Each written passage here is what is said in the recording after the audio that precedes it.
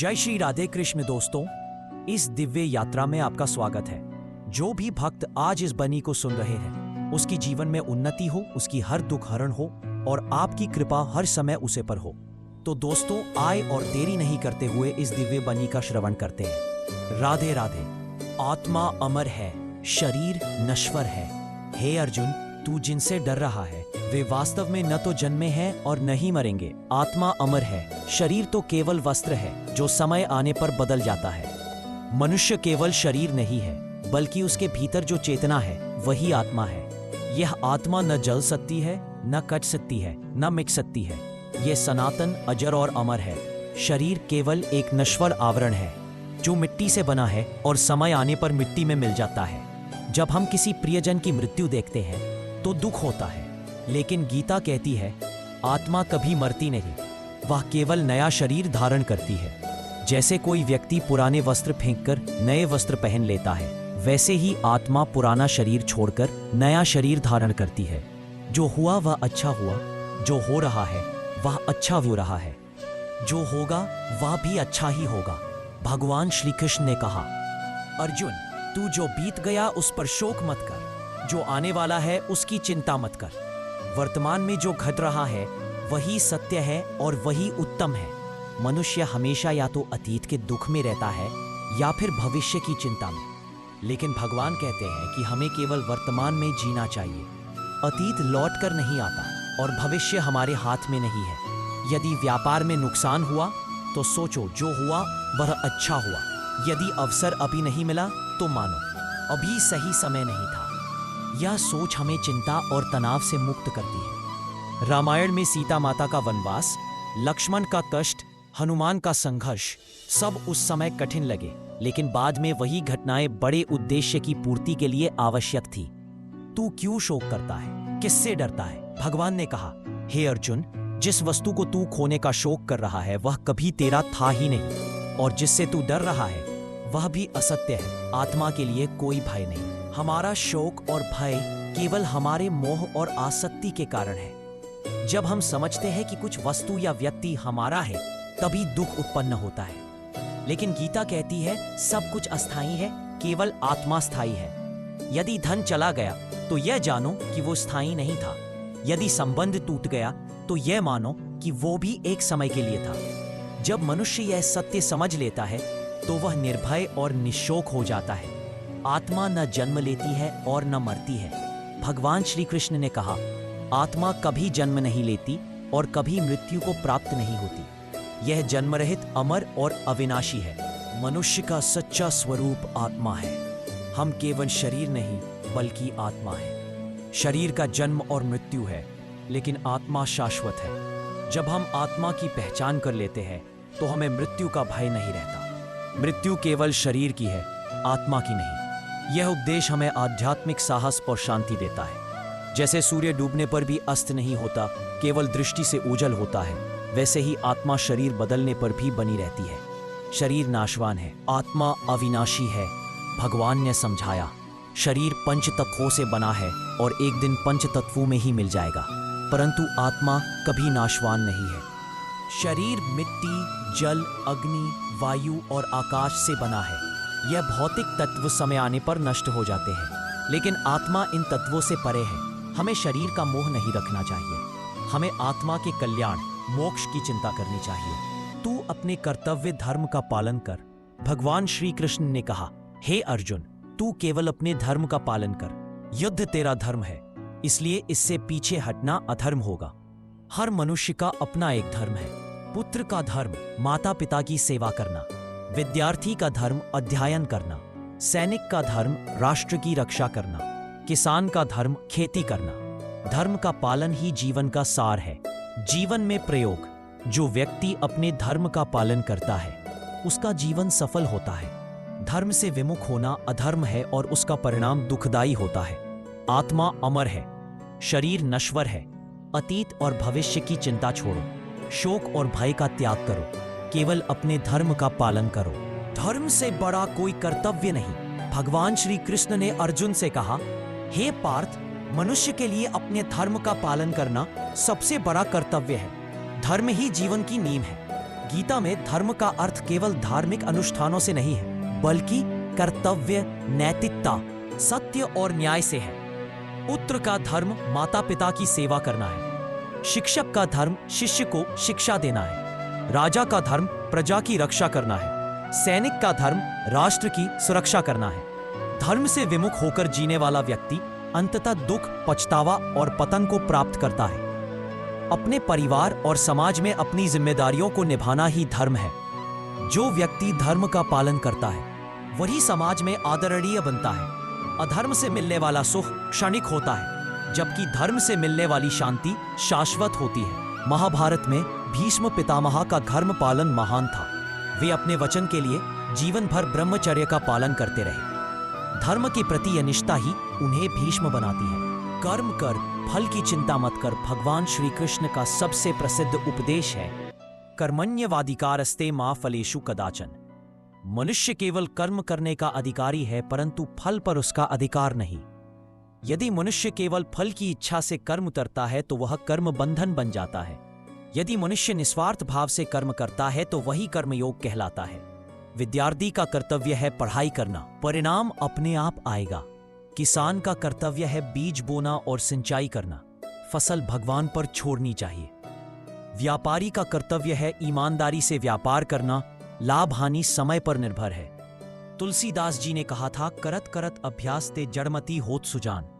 इसका अर्थ है कि हमें केवल अभ्यास करना चाहिए, सफलता अपने समय पर मिलती है। तू कर्म करने का अधिकारी है, परंतु फल का नहीं। भगवान श्री कृष्ण ने कहा, हे अर्जुन, तू केवल अपने कर्म कर, फल की चिंता मत कर। यह उपदेश पिछले उपदेश का ही विस्तार है। मनुष्य का जन्म केवल अपने कर्तव्य निभाने के लिए हुआ है। फल पर अधिकार भगवान का है।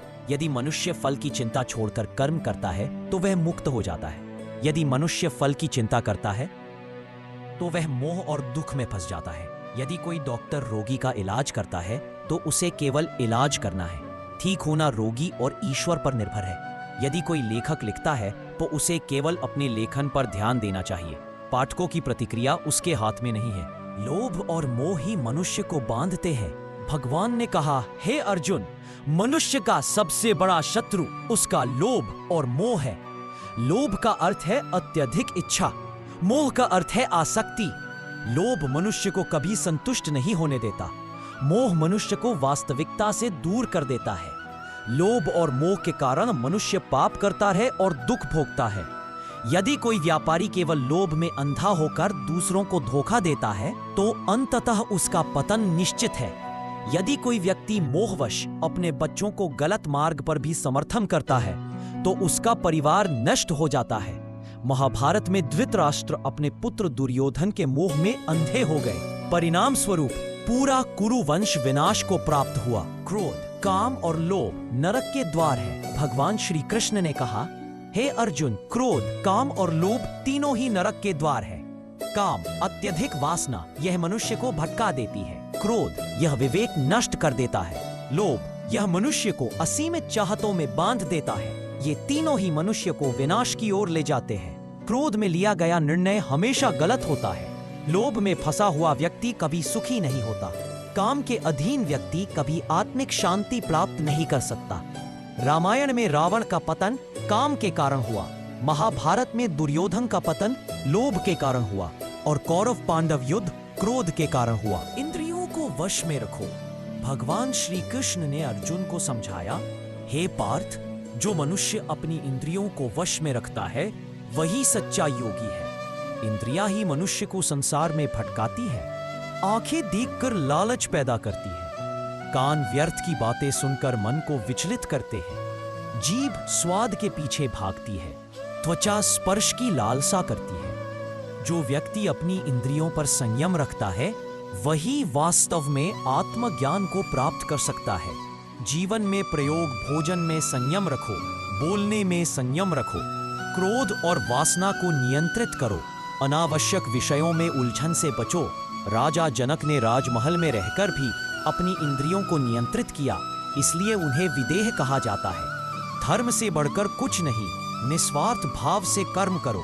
लोभ, मोह, क्रोध और काम विनाश का कारण है। संयम ही सच्चे योग का मार्ग है। मनुष्य जैसा सोचता है वैसा ही बन जाता है। भगवान श्री कृष्ण ने कहा, हे अर्जुन, मनुष्य के विचार ही उसका निर्माण करते हैं। वह जैसा सोचता है वैसा ही बन जाता है। यदि मनुष्य सकारात्मक सोचता है तो उसका जीवन सकारात्मक बनता है। यदि मनुष्य नकारात्मक सोचता है तो उसका जीवन दुखों से भर जाता है। विचार ही चरित्र बनाते हैं और चरित्र ही भाग्य का निर्माण करता है। जीवन में प्रयोग, यदि छात्र मैं असफल हो जाऊंगा सोचता है तो वह आत्मविश्वास खो देता है। यदि व्यापारी मेरा काम सफल होगा सोचकर परिश्रम करता है तो परिणाम भी अनुकूल आता है। मन को हमेशा श्रेष्ठ विचारों से भरना चाहिए। महात्मा बुद्ध ने भी कहा था, हम वही बनते हैं जो हम सोचते हैं। जो आत्मसंयमी है वही सच्चा योगी है।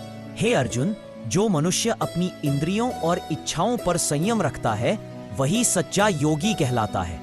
योग का अर्थ केवल आसन और प्राणायाम नहीं है। सच्चा योग है मन का संयम, इंद्रियों का संयम, इच्छाओं पर नियंत्रण। जिस व्यक्ति ने अपनी इच्छाओं पर विजय पा ली वह संसार में रहते हुए भी मुक्त हो जाता है। भोजन, नींद, वाणी और भावनाओं पर नियंत्रण रखो। आलस्य से बचो और परिश्रमी बनो। बिना संयम के कोई भी साधना सफल नहीं होती। भीष्म पितामह और हनुमान जी आत्मसंयम के आदर्श उदाहरण हैं। योगी सबसे श्रेष्ठ है।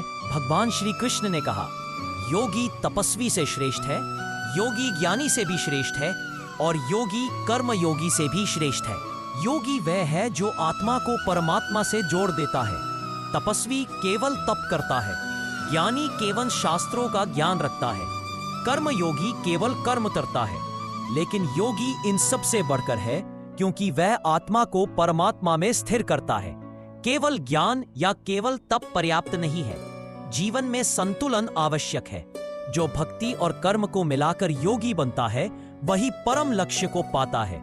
महर्षि पतंजलि ने योग को चित्तवृत्ति निरोध कहा है। जब मन स्थिर हो जाए वही सच्चा योग है। जिस व्यक्ति ने अपनी इच्छाओं पर विजय पा ली वह संसार में रहते हुए भी मुक्त हो जाता है।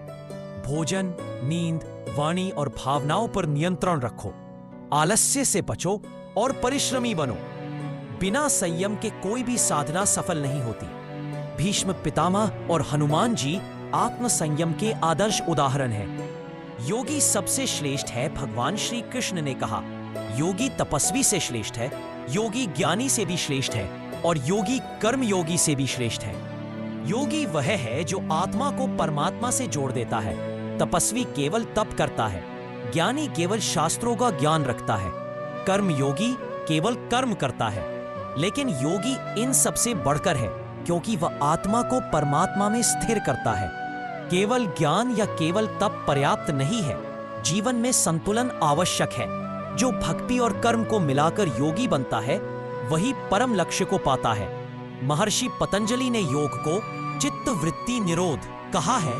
जब मन स्थिर हो जाए वही सच्चा योग है। भक्ति सबसे सरल मार्ग है।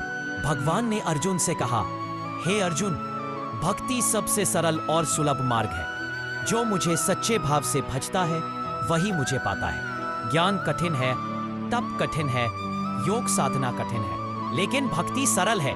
भक्ति में केवल प्रेम और विश्वास चाहिए। भक्ति में आडंबर की आवश्यकता नहीं। भक्ति से मनुष्य ईश्वर के समीप पहुंच जाता है। केवल श्री कृष्ण शरणम ममः भाव से भी भगवान मिल सकते हैं। भक्ति में जाति, धर्म, पद और धन का कोई बंधन नहीं। छोटे से पुष्प, फल, पत्र या जल से भी भगवान प्रसन्न हो जाते हैं। सुदामा, मीरा और हनुमान जी की भक्ति सबसे सरल और निष्कलंक थी। जो मुझे भजता है वही मुझ में विलीन होता है। भगवान श्री कृष्ण ने कहा, जो भक्त सच्चे हृदय से मेरा स्मरण करता है वह मुझ में विलीन हो जाता है। भक्ति केवल पूजा पाठ नहीं है, सच्ची भक्ति है हर कार्य में भगवान को देखना, हर स्थिति में भगवान का स्मरण करना, अपने अहंकार को त्याग देना। जो ऐसा करता है वह अंत में परमात्मा में लीन हो जाता है। काम करते हुए भी भगवान को याद करो, सुख दुख में भगवान का स्मरण करो। भक्ति से मनुष्य का मन निर्मल होता है। गोपियां दूध दही बेचते समय भी कृष्ण का स्मरण करती थी। उनके लिए भक्ति ही जीवन थी। भक्त का मैं सदैव रक्षक हूं, भगवान श्री कृष्ण ने वचन दिया। जो भक्त मेरी शरण में आता है मैं उसका सदैव रक्षक हूं। भगवान का यह वचन हमें भय से मुक्त करता है। जब भक्त पूर्ण विश्वास से भगवान को पुकारता है, तब भगवान स्वयं उसकी रक्षा करते हैं। भक्त चाहे किसी भी परिस्थिति में हो, भगवान उसे संकट से निकालते हैं। जब भी संकट आए, ईश्वर का नाम लो। जब भी दुख हो, भगवान की शरण लो। विश्वास रखो कि भगवान हर समय तुम्हारे साथ है। द्रौपदी ने जब महाभारत सभा में भगवान को पुकारा, तो श्री कृष्ण ने उसकी लाज बचाई। यही भक्त संशकने का उदाहरण है। विचार ही मनुष्य का भाग्य बनाते हैं। आत्मसंयम ही योग का आधार है। योगी सबसे श्रेष्ठ है। भक्ति सबसे सरल और सर्वोत्तम मार्ग है। जो भगवान को भजता है, वह उन्हीं में लीन हो जाता है। भगवान स्वयं अपने भक्त की रक्षा करते हैं। भगवान श्री कृष्ण अर्जुन से कहते हैं, हे अर्जुन, आत्मा कभी नहीं मरती। यह न जन्म लेती है न मरती है, केवल शरीर बदलता है। जैसे मनुष्य पुराने वस्त्र त्याग कर नए वस्त्र धारण करता है। मानव जीवन का सबसे बड़ा भ्रम यही है कि हम अपने शरीर को ही स्वयं मान बैठते हैं, जबकि गीता सिखाती है कि आत्मा और शरीर दोनों अलग है। शरीर मिट्टी से बना है, इसलिए एक दिन मिट्टी में मिल जाता है। आत्मा शुद्ध, अविनाशी और सनातन है। यदि हम आत्मा की नश्वरता भूलकर शरीर को ही सब कुछ मानेंगे, तो मृत्यु का भय हमें हमेशा सताएगा। लेकिन यदि हमें आत्मा की शाश्वतता का बोध हो जाएगा, तो मृत्यु भी हमें डरा नहीं पाएगी। मान लो एक दीपक है, उसकी लौ बुझ जाए तो लोग कहते हैं कि दीप बुझ गया, पर वास्तव में लौ केवल हवा में लीन हो गई, ऊर्जा नष्ट नहीं हुई। उसी तरह जब शरीर खत्म होता है, तो आत्मा केवल नया शरीर धारण करती है। मृत्यु से डरने की बजाय उसे जीवन चक्र का हिस्सा मानना चाहिए। परिजनों की मृत्यु से दुखी होना स्वाभाविक है, लेकिन आत्मा की शाश्वतता को याद करके हमें धैर्य रखना चाहिए।